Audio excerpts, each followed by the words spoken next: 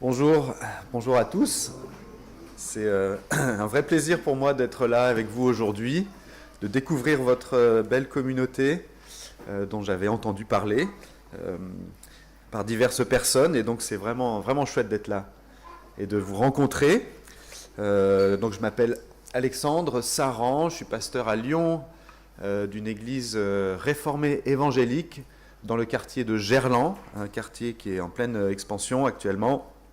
Et voilà, ça fait longtemps d'ailleurs que je suis pasteur, ça fait plus de 20 ans, parce que je suis devenu pasteur très jeune. Je suis tombé dans la marmite quand j'étais encore à peine sorti de l'adolescence, on va dire, sans exagérer quand même. Et donc voilà, c'est à moi qu'incombe ce privilège aujourd'hui de vous apporter la parole de Dieu. Et tout simplement, j'aimerais commencer en vous posant une question. Est-ce qu'il vous arrive parfois de vous sentir vraiment seul, peut-être même abandonné? Des fois, on traverse des choses vraiment difficiles et on aimerait avoir au moins un vis-à-vis à qui parler, quelqu'un sur qui s'appuyer, au moins un ami qui puisse nous soutenir. Mais parfois, il n'y a personne.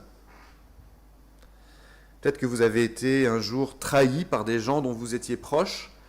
Peut-être que vous avez été trompé par un conjoint, rejeté par un cercle d'amis. Peut-être que vous avez l'impression qu'il vous arrive une terrible injustice, mais vous n'avez personne pour vous défendre. Et nulle part où plaider votre cause.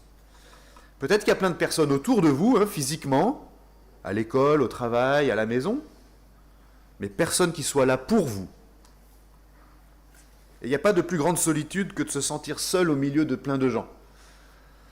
Qui sait, peut-être que vous vous sentez seul au milieu de l'église. Eh bien écoutez, vous avez sûrement déjà entendu parler du roi David, le grand roi David, qui a existé dans l'Antiquité et qui a régné sur le peuple d'Israël à peu près 1000 ans avant Jésus-Christ. Le roi David était très puissant, très riche, très connu, et certainement qu'il y avait beaucoup de gens qui gravitaient autour de lui en permanence. Mais pour autant, le grand roi David pouvait passer par des moments très difficiles, assortis de grandes souffrances intérieures, y compris d'un grand sentiment de solitude parfois. Et le roi David, qui était vraiment connecté avec ses émotions, comme on dit aujourd'hui, il a exprimé beaucoup de ses états d'âme dans des poèmes qu'on appelle des psaumes, et qu'on retrouve dans la Bible. Parmi ces psaumes, certains sont beaucoup plus connus que les autres, et celui que je vous propose de lire ensemble ce matin, il fait partie du hit parade des psaumes. Peut-être même qu'il est sur le podium. C'est un psaume d'ailleurs qui a été chanté au mariage de la reine Élisabeth II, alors qu'elle n'était que princesse à l'époque, son mariage avec le prince Philippe en 1947, et ce même psaume a été chanté à ses funérailles en 2022. J'ai nommé le psaume 23. Le psaume 23. C'est un texte où vous allez le voir, le roi David médite sur sa relation avec Dieu. Il appelle Dieu l'Éternel, et il médite sur sa relation avec lui, semble-t-il, alors qu'il est dans une situation difficile, dans une situation de grande solitude et de grande anxiété. Mais comme vous allez le voir, il va se réconforter en pensant justement à sa relation avec ce Dieu. Et la portée de ce texte pour nous aujourd'hui, elle est vraiment simple. C'est qu'on va tous traverser des difficultés dans la vie, on est tous susceptibles de se sentir seuls et même abandonnés parfois, mais quand on a une relation personnelle avec le vrai Dieu, ça change tout. Et c'est ça en fait la grande idée qu'on va pouvoir retenir ce matin. Si on a la foi en l'Éternel, eh bien en toutes circonstances, on est entre de bonnes mains. On est entre de bonnes mains. Lisons sans plus tarder le psaume 23.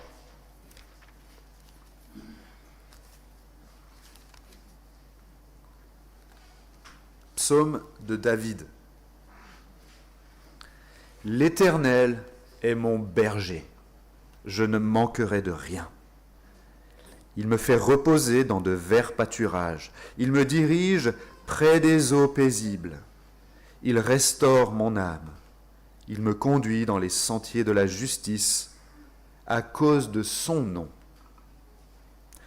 Quand je marche dans la vallée de l'ombre de la mort, je ne crains aucun mal, car tu es avec moi.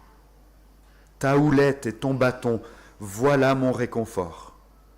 Tu dresses devant moi une table en face de mes adversaires. Tu oins d'huile ma tête et ma coupe déborde. Oui, le bonheur et la grâce m'accompagneront tous les jours de ma vie, et je reviendrai dans la maison de l'Éternel pour la durée de mes jours.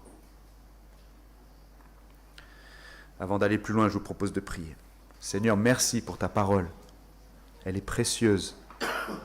Nous te prions maintenant de nous assister par ton Saint-Esprit pour que nous puissions comprendre, Seigneur, ce que tu veux nous dire.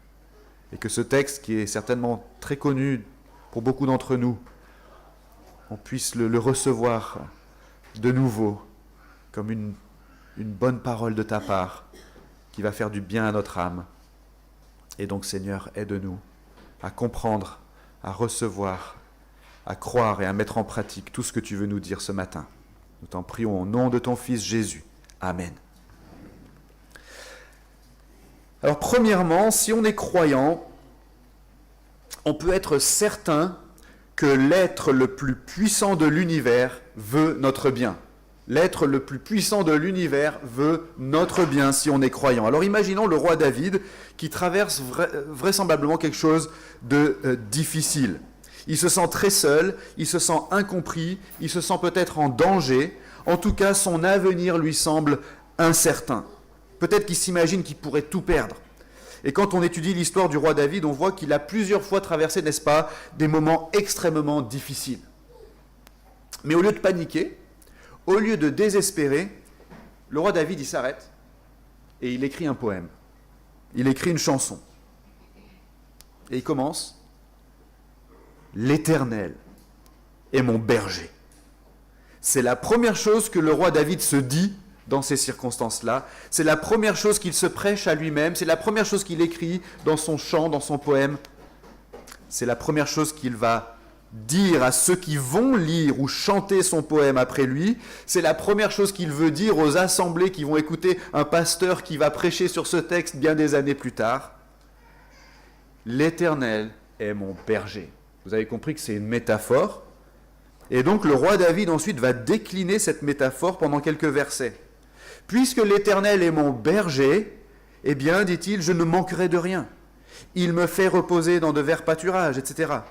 Ce qui se passe ici, c'est que le roi David médite sur ce que ça veut dire d'avoir une relation personnelle avec Dieu qui soit comparable à celle d'une brebis qui fait partie du troupeau d'un bon berger. Il réfléchit à ce que ça veut dire pour lui.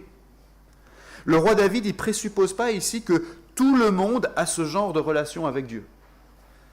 Il présuppose plutôt une relation privilégiée, en fait, qui est celle des croyants, c'est-à-dire de ceux qui ont foi en ce Dieu-là. Et encore pas n'importe quel Dieu, hein, l'Éternel, comme il l'appelle, c'est-à-dire le Dieu qui s'est révélé à Moïse, le Dieu des prophètes d'Israël, le Dieu de la Bible, qui est le seul vrai Dieu. Pouvoir dire que l'Éternel est mon berger, ça sous-entend déjà une certaine conviction concernant la nature de la relation qu'on a avec Dieu, le maître de l'univers. Ça veut dire notamment qu'on est soi-même dans une posture de confiance et de docilité vis-à-vis de Dieu, comme des brebis vis-à-vis de leur berger. Et inversement, ça veut dire aussi qu'on pense que Dieu s'est attaché à nous, si on peut dire qu'il est mon berger ou notre berger, qu'il est attentif à nous, qu'il se soucie de nous, comme un berger vis-à-vis de ses brebis, vis-à-vis de son troupeau. Donc le roi David, voyez-vous, il est vraisemblablement en train de souffrir intérieurement, il a des difficultés dans la vie, et il se rappelle la nature de la relation qu'il a avec Dieu en tant que croyant. Cette relation est telle, nous dit-il, que Dieu ne voudra jamais lui faire de mal. Quel berger voudrait faire du mal aux brebis de son troupeau ? Au contraire, le berger veut satisfaire aux besoins de ses brebis, n'est-ce pas ? Le travail du berger consiste en fait à leur faire du bien à ses brebis, à les nourrir, à les conduire vers des endroits propices à leur bien-être. Ces brebis-là sont précieuses à ce berger-là. C'est pourquoi, à cause de son nom, dit-il, ses intentions sont toujours bonnes envers ses brebis, envers celles sur lesquelles son nom est invoqué, envers celles qui lui appartiennent, celles qui ont cette relation avec lui.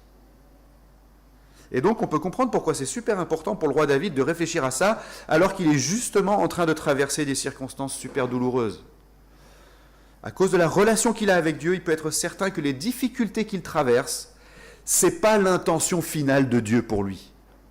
Ce n'est pas que Dieu veut lui faire du mal. Ce n'est pas que Dieu veut le détruire. David est rassuré par la connaissance qu'il a du caractère de Dieu et par la nature de la relation qu'il a donc avec lui. Ça me fait penser à quand j'ai été petit, moi et que je faisais de l'alpinisme avec mon père qui était membre du club alpin français, le CAF. Et parfois, franchement, j'ai été avec mon père dans des situations où j'ai eu très peur en tant qu'enfant, exposé à des chutes de pierre en montagne, exposé au risque de tomber dans des crevasses sur des glaciers ou à des soucis matériels en pleine falaise quand on faisait de l'escalade. Mais dans ces circonstances hostiles, dangereuses, plutôt angoissantes, je pouvais être rassuré par la connaissance que j'avais du caractère de mon père et par la nature de la relation que j'avais avec lui. Ce n'était pas un inconnu pour moi. Je savais que ce n'était pas son intention de m'abandonner au fond d'une crevasse ou de lâcher la corde quand j'étais suspendu au-dessus du vide.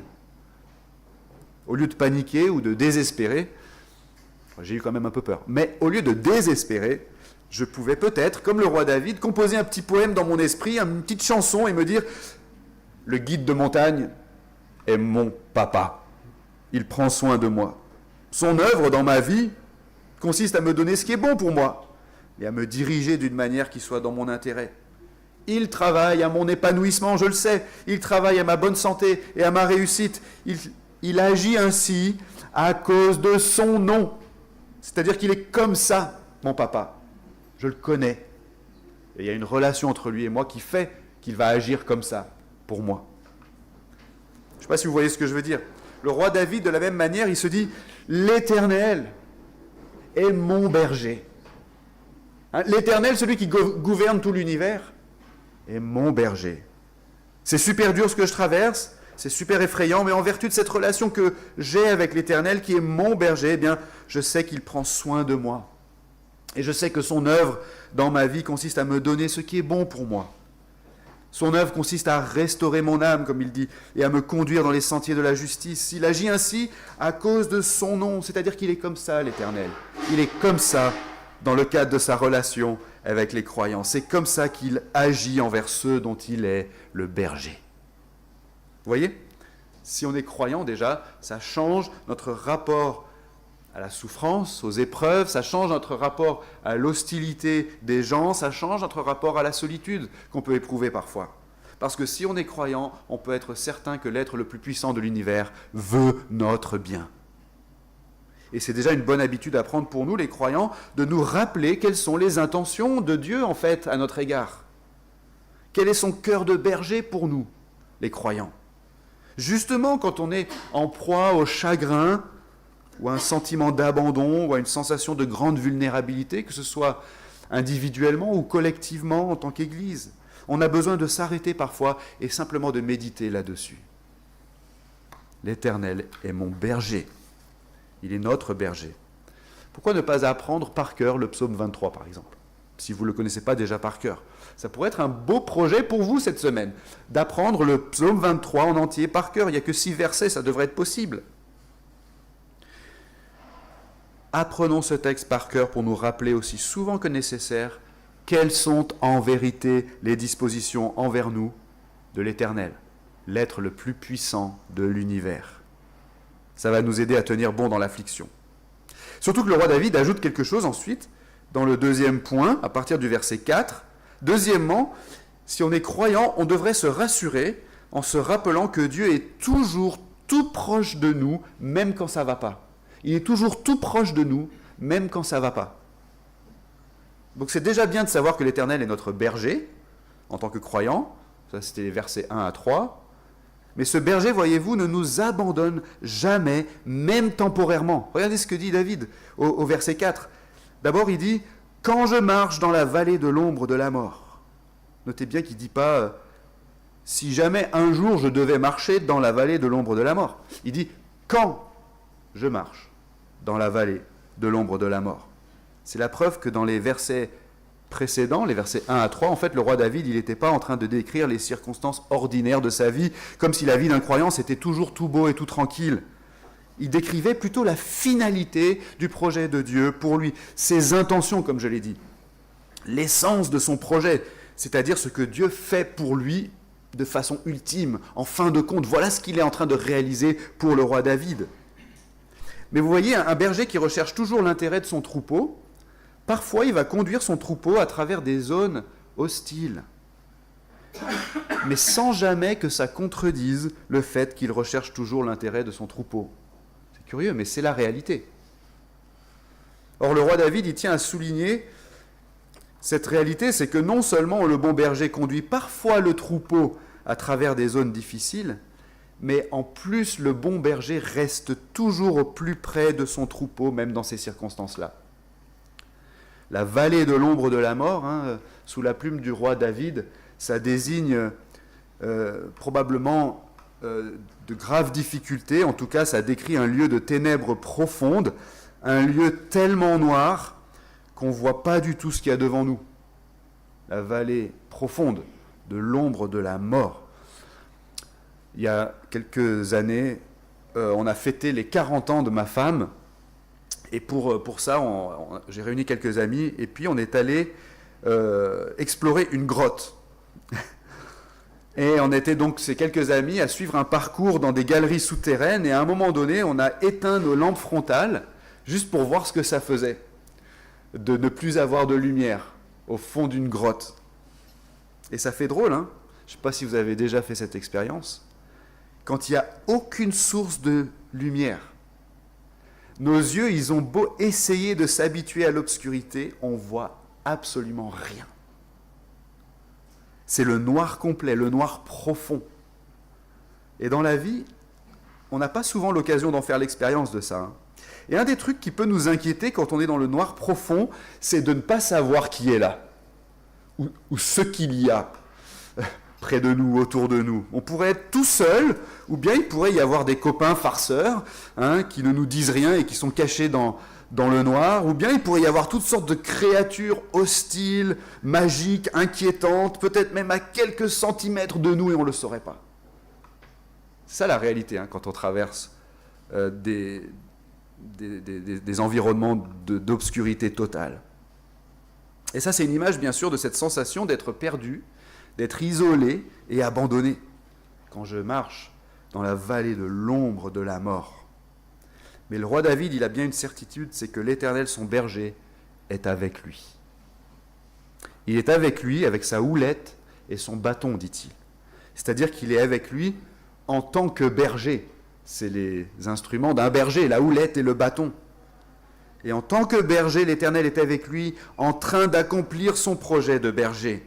La houlette et le bâton du berger le rassurent. La houlette, si vous voulez, c'est le symbole de l'autorité du berger. En hébreu, c'est le même mot que le mot qui est parfois traduit sceptre. C'est le symbole de l'autorité du conducteur, le berger. Et le bâton, ça, c'est le symbole du soutien et de l'aide.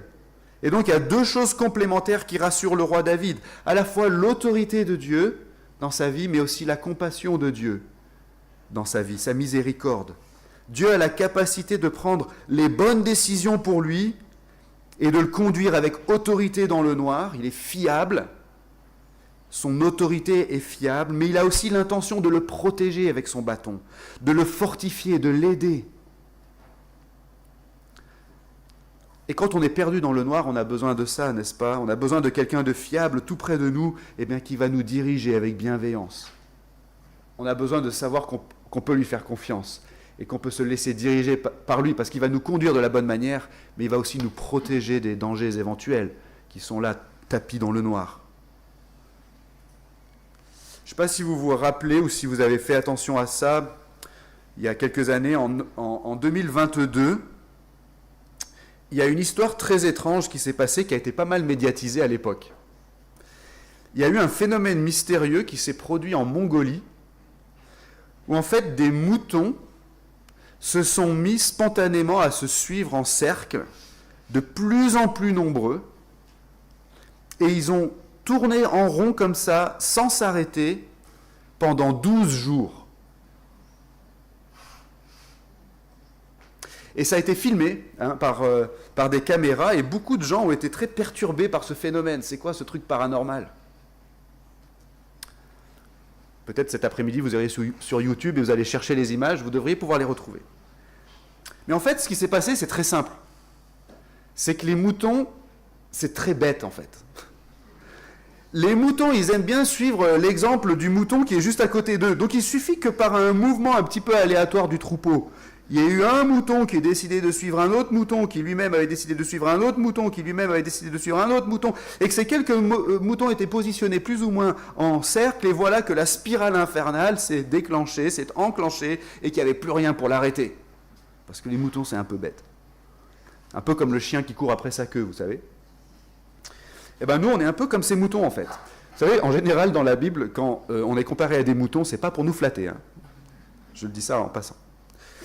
On a besoin, nous aussi, de quelqu'un qui reste avec nous tout le temps, quelqu'un de fiable et de bienveillant, sans quoi, à la première occasion, on va se mettre à suivre n'importe qui ou n'importe quoi, ou alors on va se diriger au pif et on ne va pas s'en sortir. Et on va courir à la catastrophe. Ça, c'est ce qui arrive quand on est dans les ténèbres de l'affliction et qu'on panique ou qu'on désespère. Or, le roi David nous dit ici que si on est croyant, on devrait se rassurer en se rappelant que Dieu est toujours tout proche de nous. Si on est croyant, il est toujours tout proche de nous, même quand ça ne va pas, même quand on ne le voit pas. La houlette et le bâton de l'Éternel, notre berger, ce sont, pourrait-on dire, ses commandements dans notre vie d'une part et ses promesses d'autre part. Les commandements de l'Éternel nous conduisent de manière fiable. Ils nous révèlent ce qui est juste et ce qui est bon pour nous. Alors, même dans la difficulté, ne nous lassons pas de chercher à obéir à Dieu. Même quand on est en situation de grande souffrance ou de solitude, parce que ça, au moins, les commandements de l'Éternel, sa houlette, eh bien, on est sûr que c'est bien. On est sûr que c'est bien pour nous. C'est fiable. Même quand on traverse la difficulté, ne nous lassons pas de chercher à suivre ses commandements. Mais ses promesses sont là aussi. Son bâton est là aussi, pour nous consoler, nous fortifier, nous soutenir dans l'affliction, nous défendre. Les promesses de grâce de Dieu, n'est-ce pas, qui sont dans toutes les Écritures et qui nous rappellent que Dieu n'est jamais contre nous si on est croyant. Mais au contraire, il est toujours pour nous. Nous avons sa faveur, toujours. Il ne nous abandonnera jamais si on est croyant. Et son projet de berger pour nous réussira inéluctablement.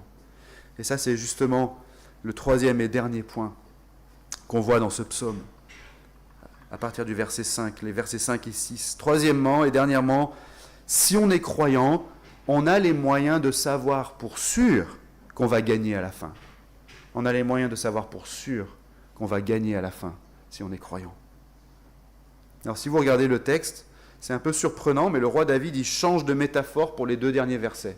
Il a parlé de l'Éternel comme son berger, c'était la première métaphore, et là, il change, il compare maintenant l'Éternel non plus à un berger, mais à quelqu'un qui le reçoit dans sa maison pour un merveilleux festin. Il dresse une table pour lui, il oint sa tête d'huile, et il remplit sa coupe jusqu'à ce qu'elle déborde. Donc là, vous avez l'image, si vous voulez, d'un accueil extrêmement chaleureux et même ostentatoire.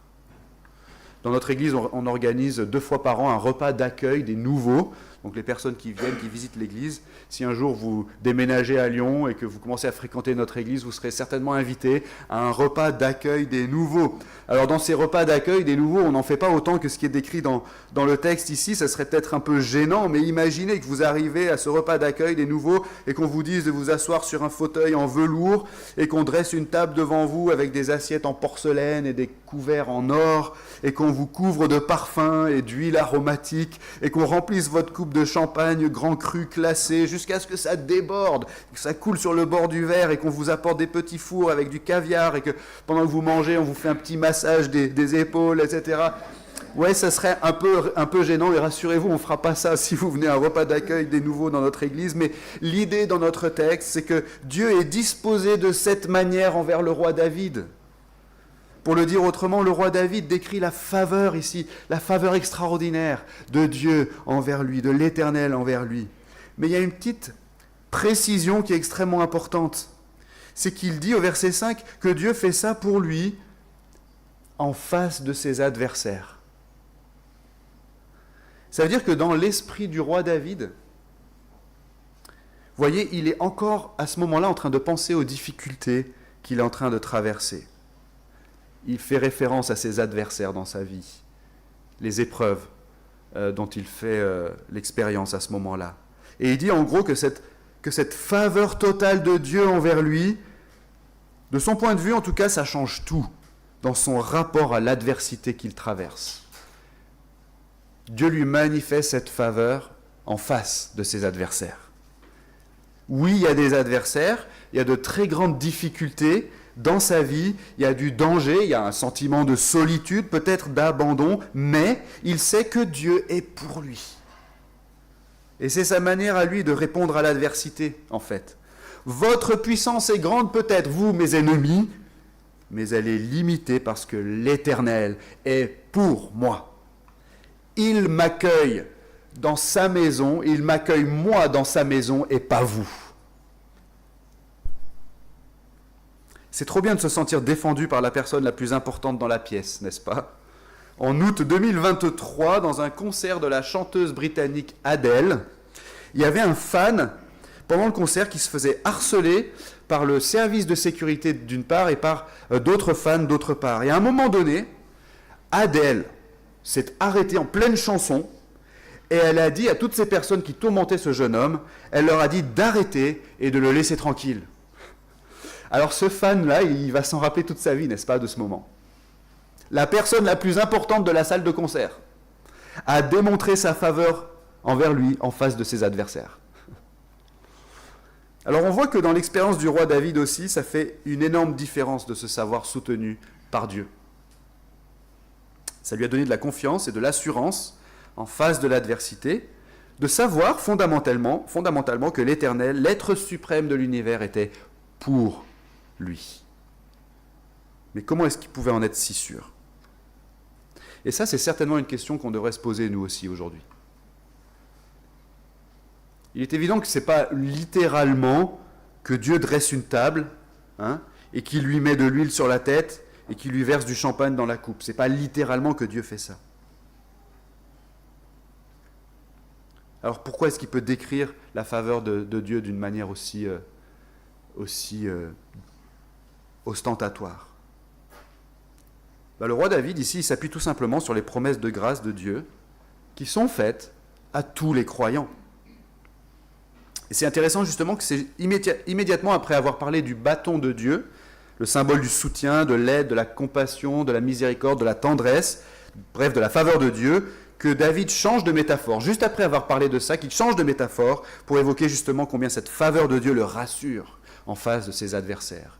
Et en fait, le lien entre les deux métaphores, c'est justement ça, c'est le bâton de Dieu, le bâton de protection, le bâton de la faveur du berger, qui lui fait penser ensuite, dans son dernier couplet de ce psaume, à comment il pourrait décrire la faveur de Dieu, la faveur extraordinaire que Dieu lui manifeste. Et ça lui fait penser à ses promesses de grâce. Mais quelles sont-elles alors, ces promesses de grâce ? Est-ce que Dieu s'engage vraiment à soutenir de cette manière, sans réserve, de façon totale et même débordante et, comme je l'ai dit, ostentatoire, tous ceux qui ont foi en lui ? Est-ce que c'est vrai ou est-ce que c'est une exagération ? Est-ce que c'est même juste que Dieu, semble-t-il, ait ses petits préférés, ses petits chouchous auxquels il va s'attacher comme ça plutôt que d'autres ? Si vous en doutez, c'est normal. Parce que fondamentalement, c'est vrai qu'il n'y a aucune raison en nous-mêmes qui puisse justifier que Dieu nous accorde sa faveur à ce point. Le roi David lui-même n'était pas quelqu'un de très net, vous le savez. Il était polygame, adultère, il avait du sang sur les mains. Il est un peu comme nous, quoi. Mais il savait aussi que l'Éternel présentait sa miséricorde et son pardon à tous ceux qui se repentent de leurs péchés, qui placent leur confiance en lui et qui s'attendent à sa grâce. Parce que dans les Écritures, justement, à travers Moïse, à travers les prophètes d'Israël, notamment, Dieu avait promis qu'il fournirait aux humains un moyen d'être pardonnés et d'être réconciliés avec Dieu et d'entrer au bénéfice de sa faveur totale et pour toujours. C'était déjà dans les écrits de Moïse, c'était déjà dans les paroles des prophètes, que le roi David pouvait, pour certaines en tout cas de ces paroles qu'il pouvait connaître. Et ce moyen consisterait en ce que Dieu lui-même supporterait le coût de ce pardon en faveur de tous les croyants. C'est ça les fameuses promesses de grâce, comme on les appelle. Les promesses de grâce de Dieu auxquelles le roi David croit et sur lesquelles il s'appuie par la foi pour pouvoir affirmer que Dieu est totalement pour lui, en dépit de ses nombreux péchés. C'est pas que le roi David la mérite cette faveur, c'est plutôt qu'il a conscience de ne pas la mériter, mais il a cru à Dieu qui a promis d'accorder sa faveur à ceux qui lui font confiance. Et la Bible nous explique jusqu'où Dieu est allé pour réaliser cette grâce et pour pouvoir accueillir auprès de lui tous ceux qui lui font confiance. Il a lui-même pris la condition d'un humain qui est né de la lignée de David. Et en tant qu'être humain parfait, le seul qui ait jamais existé, eh bien, il s'est donné lui-même en rançon pour payer le prix d'entrée des croyants dans le paradis de Dieu. Jésus de Nazareth, Jésus le Christ, le Messie, s'est présenté à la croix pour détourner sur lui-même les fautes qui nous séparaient de Dieu. Son agonie et sa mort représentent le règlement de la facture que nous, on ne pouvait pas du tout payer. Il a supporté le coup de notre pardon. Et le troisième jour, il est ressuscité des morts. Et il a ainsi parachevé son œuvre de salut en faveur de tous ceux qui placent leur confiance en lui.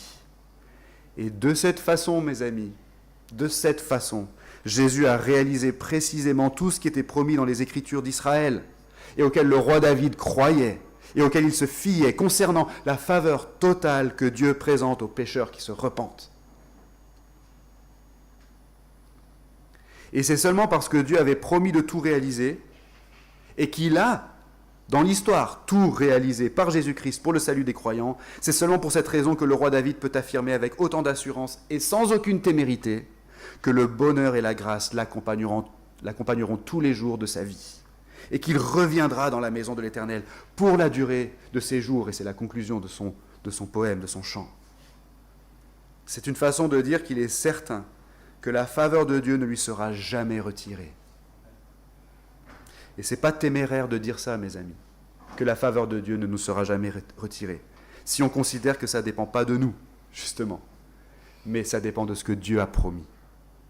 Et il a promis qu'il ne retirerait pas sa faveur à ceux qui placent leur foi en lui. Alors ce n'est pas téméraire de le dire. Il l'a promis et il l'a démontré dans l'histoire par la mort et la résurrection de Jésus-Christ, qui était Dieu lui-même, incarné. Dieu lui-même qui a pris la condition et la nature d'un homme pour offrir ce sacrifice.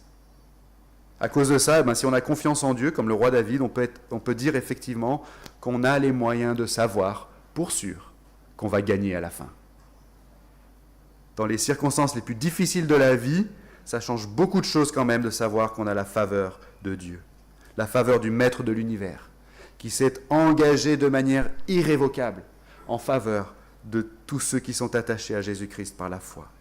Et mes amis, son projet, à notre bon berger, consiste à nous amener à lui. Il nous prépare une place dans son paradis où un jour on sera enfin délivré de toute cette adversité, de toute cette souffrance, de toute cette solitude. Il a tout payé pour ça et il ne reviendra pas en arrière. Alors pour conclure, au début on parlait de ces circonstances difficiles de la vie qu'on était tous susceptibles de traverser, n'est-ce pas ? Des circonstances parfois très douloureuses, où on pouvait se sentir incompris, où on pouvait se sentir isolé, où on pouvait se sentir seul et abandonné parfois. Et même parfois, et on en parlait hier dans le cadre du séminaire sur la souffrance, parfois on n'a même pas les mots pour décrire ce qu'on traverse. Des fois on est tellement fatigué et découragé qu'on voudrait tout laisser tomber. On n'en peut plus. Des fois on a l'impression qu'il n'y a vraiment personne autour de nous qui soit disposé à nous écouter et à nous défendre. Et ça, c'est quelque chose qu'il a connu, le roi David. Mais dans ce psaume, il nous dit que quand on a une relation personnelle avec le vrai Dieu, ça change tout. Si on a la foi en l'Éternel, eh bien, en toutes circonstances, on est entre de bonnes mains. Et mon désir le plus cher, c'est que tout le monde ici, dans cette pièce, puisse avoir cette conviction d'être entre les bonnes mains de Dieu. Que tout le monde puisse appeler l'Éternel son berger avec confiance. La Bible dit que le bon berger appelle ses brebis et que ces brebis entendent sa voix et reconnaissent sa voix. Et peut-être qu'aujourd'hui, vous entendez dans votre fort intérieur la voix de Dieu qui vous appelle à lui.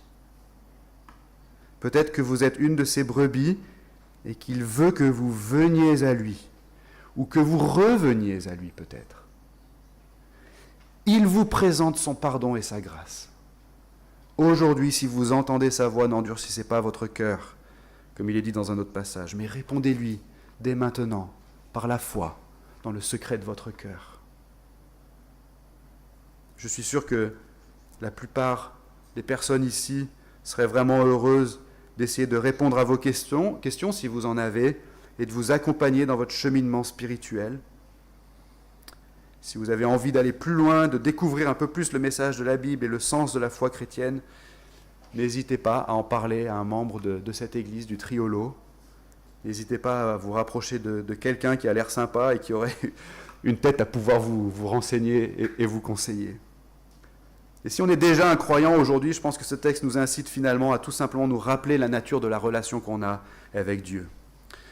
Quand on traverse des difficultés, quand on est dans ce noir profond, cette vallée de l'ombre de la mort, on a besoin avant tout de se rappeler qui est Dieu et qui on est pour lui. Qui il est et qui on est pour lui. L'Éternel est mon berger. Il s'est attaché à moi et je suis attaché à lui. Son nom est sur moi. Je lui appartiens. Quoi qu'il arrive, je sais qu'il veut mon bien. Quoi qu'il arrive, je sais qu'il est tout proche de moi et qu'il ne va pas me laisser. Quoi qu'il arrive, je sais qu'il m'aime et qu'il m'aimera toujours et que rien ni personne ne pourra me séparer de son amour et que son projet se réalisera pour moi. Un projet où il me fait gagner à la fin, le jour où il m'accueillera enfin et pour toujours dans sa maison. Amen. Prions. Seigneur notre Dieu, merci d'être notre bon berger, d'être ce berger irrésistible, tout-puissant, qui gouverne l'univers et qui en même temps est tout proche de ses brebis, pour les conduire et pour les protéger. Seigneur, aide-nous à intégrer, à assimiler le contenu, les enseignements de ce psaume que nous avons lu et étudié ensemble, et que cela, par ta grâce, porte du fruit dans notre vie. Amen.